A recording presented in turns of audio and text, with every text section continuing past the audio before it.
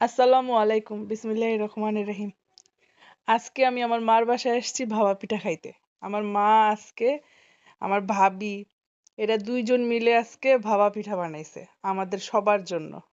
দেখেন, ভাবির হাতের ভাপা পিঠা সেই মজা হয়, কারণ তারা খুব ডেকোরেশন করে, সেই সাথে হলো অনেক কিছু দেয়। পোলাওর চালের গুঁড়া না ভাবি? পোলার চালের গুঁড়ি, সেই সাথে অনেক বেশি আহ, অনেক আতপ চাল, সেই সাথে অনেক বেশি নারকেল, অনেক বেশি মিঠাই, তারপর এগুলা দিয়ে খুব টেস্ট করে বানায়। তো আমরা সবাই মিলে খাচ্ছি এই ভাপা পিঠা। আপনারাও এই শীতের দিনে প্রচুর পরিমাণে ভাপা পিঠা, সব রকমের পিঠা খান, খুব মজা পাবেন।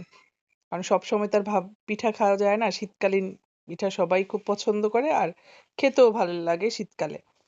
সো সবাই মিলে শীতকালে অনেক অনেক পিঠা খান, উপভোগ করেন, ভালো থাকেন। এই পর্যন্ত আজকে। আসসালামু আলাইকুম, আল্লাহ হাফেজ।